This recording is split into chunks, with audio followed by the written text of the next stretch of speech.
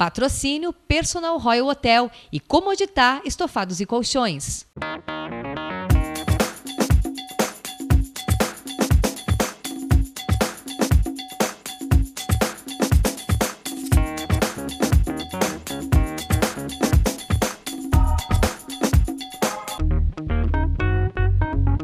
As mudanças fazem parte da nossa evolução.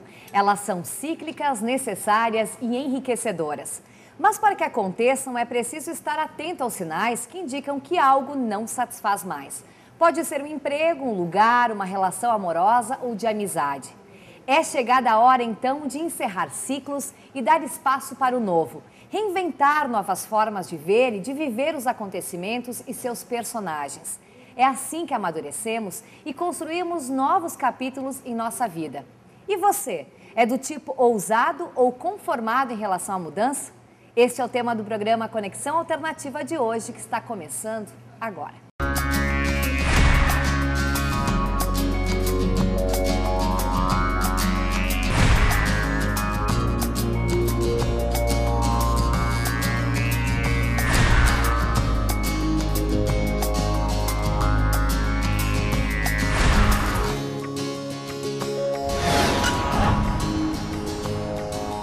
Olá, gurias, tudo bem? Bem-vindas ao programa. Tudo ótimo. A nossa convidada de hoje é a Laura Maffez, que é empresária. Tudo bem, Laura? Bem-vinda. Tudo bem, obrigada. Quando a gente fala em mudanças, gurias, é preciso pensar que nem sempre elas são positivas. Por quê? Algumas acontecem de livre e espontânea vontade.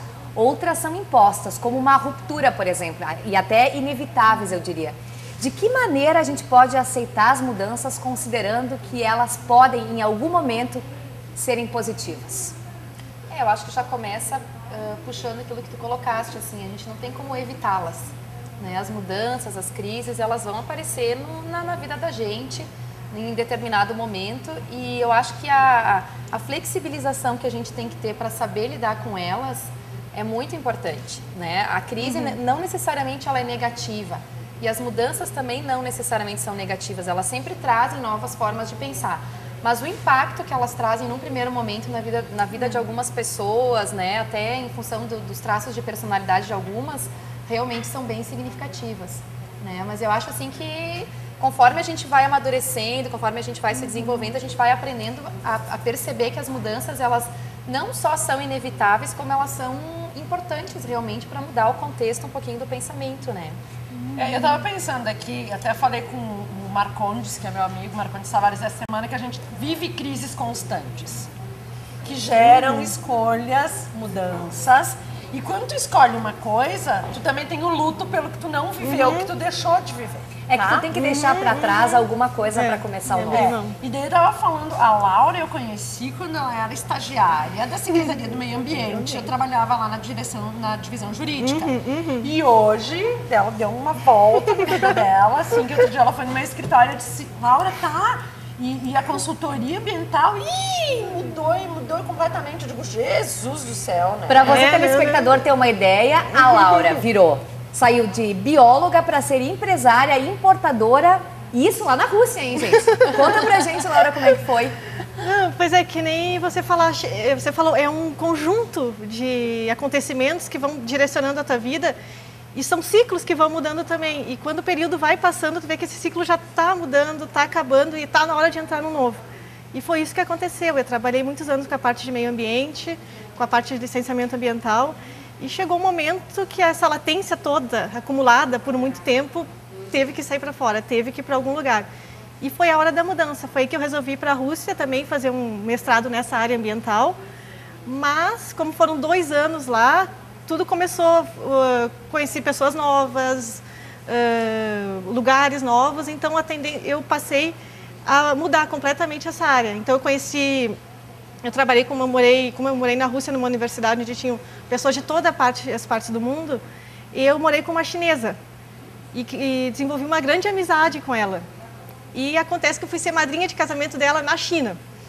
E a partir desse momento fui para a China e comecei a fazer contatos, tudo, e uma ideia aqui, ideia ali, vamos montar um negócio, vamos fazer isso, vamos fazer aquilo. E acabou que eu estou agora trabalhando como importadora na parte de cerâmica. E tô peleando, porque não é fácil mudar completamente de Até o teu amor mudou por lá, né, Laura? Pois é, daí assim, acontece que a gente vai de coração lá também, a gente vai aberto, porque sempre uma mudança tu tem que estar aberto a tudo, né?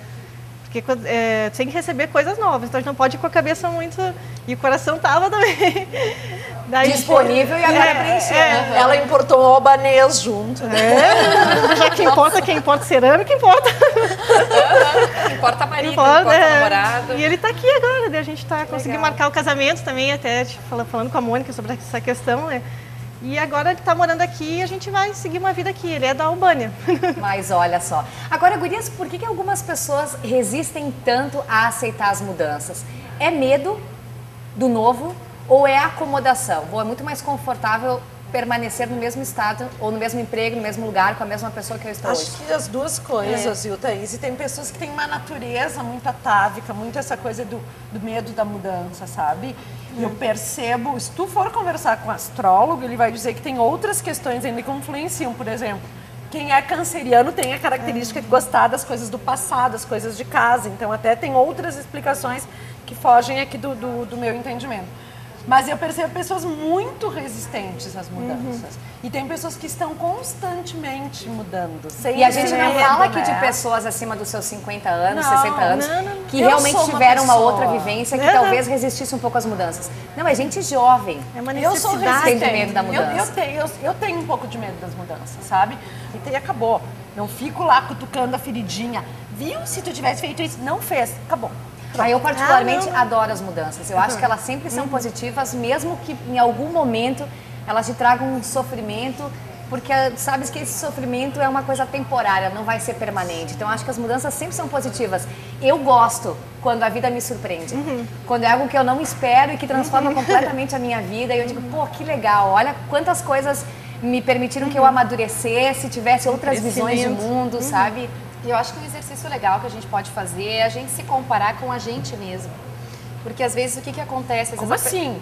A gente se comparar com a gente mesmo, para ver o quanto a gente evoluiu ou o quanto a gente modificou. Observador. Porque às vezes a gente observa no outro ou a gente espera uma mudança lá daqui uns anos, daqui 10 anos, daqui 15 anos, né? E quando a gente para e pensa assim, bom, quem que eu fui há 10 anos atrás? Como que eu estava, o que eu pensava, como é que eu me relacionava com as pessoas, né? Às vezes na nossa adolescência, que adolescente que a gente foi, né? Porque o adolescente ele traz aquela coisa da mudança, né? Quer mudar o mundo, quer mudar a sua vida, quer mudar os padrões. E de repente isso meio que adormece lá pelos 20 e poucos anos, a gente já começa a ficar mais tranquilo. E aí entra a questão da acomodação. E a acomodação, ela é uma característica mais, digamos assim, da meia-idade para frente, né? As pessoas dos 40 para frente, digamos assim, elas têm mas eu tô chegando lá. Mas sabe que eu acho que elas têm uma dificuldade maior de aceitar essas mudanças. E a gente até tem que entender isso. Isso às vezes é uma característica do próprio desenvolvimento humano, né? Mas eu acho que uma das coisas importantes que a gente só aprende mesmo com o amadurecimento ou com uma mudança radical na vida que tenha mexido aí no nosso emocional, no nosso pessoal, é a possibilidade das readaptações, ou seja, não cria planos a longo prazo. Eu aprendi isso.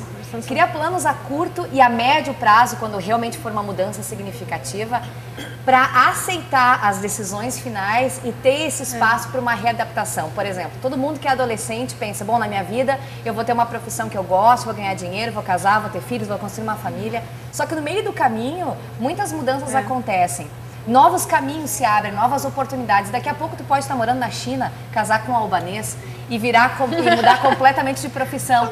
E eu acho que essas mudanças é que são legais, é que enriquecem a nossa vivência. Eu acho que às vezes é isso, né? Às vezes a gente nem imagina o que nos espera lá na frente, né? Mas isso que é o bonito, né? A vida tem que ser surpreendente para ela ser bacana. Eu acho que a gente tem que estar aberto para as mudanças, porque às vezes a gente planeja as coisas muito, muito fechadinho, muito estático, muito no teu quadradinho, né? Eu vou fazer isso, eu vou me formar com tal idade, vou fazer mestrado com tal idade, vou trabalhar na empresa do meu pai ou no escritório, não sei o quê.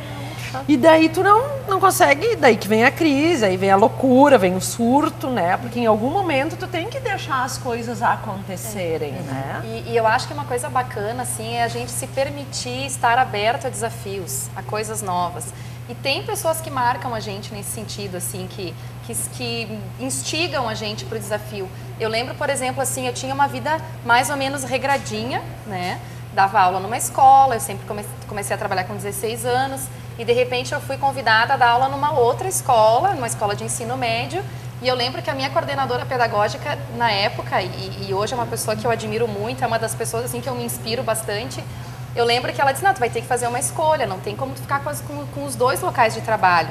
Aí eu escolhi ficar com essa escola de ensino médio, fui lá, pedi demissão, né? Para mim era um desafio trabalhar com adolescente, porque não que eu era adolescente, mas eu tinha 23 anos, meus alunos na faixa dos 17, então para mim foi um pouquinho complicado, né? Essa pessoa me marcou muito, né? Porque ela me instigou a crescer. Então, acho que isso é bacana. Tem pessoas que, às vezes, puxam isso na gente, né? Laura, agora eu me lembrei. Tu disse que conheceu uma chinesa, daí tu foi pra China e começou tudo isso. Tu tem contato com essa pessoa? Ela Todo continua dia. fazendo? Tá. Todo dia, o Skype ali, MSN, todo dia a gente conversa. E, na verdade, ela foi, tipo, responsável pela mudança? Sim, sim. Inclusive, agora ela teve um bebezinho.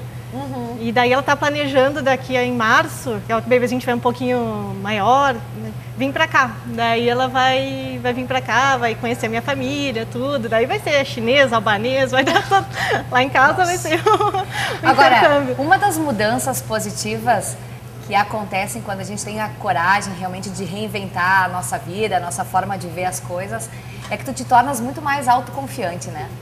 Contando teu exemplo agora, eu também, quando aos 27 anos resolvi fazer intercâmbio e morar num outro lugar e tive novas experiências, contato com outras pessoas, eu voltei muito mais autoconfiante, muito mais assim, bom, se hoje eu tivesse que morar em qualquer lugar do mundo, até na Rússia, eu acho que eu conseguiria me adaptar facilmente, com outro idioma, com outro estilo de vida, com uma nova cultura, seria muito mais fácil. E eu acho que isso reflete muito na nossa vida pessoal e profissional.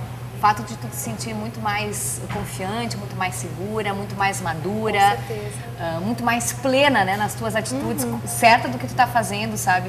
Passos firmes. E eu acho que nesse contexto o apoio dos pais é fundamental, porque eu sempre vi nos meus pais pessoas que me incentivaram a crescer. E o que eu acho que muitas vezes acontece, né, hoje, não só hoje em dia, eu acho que sempre aconteceu, mas hoje a gente observa bastante, aqueles pais super protetores, né?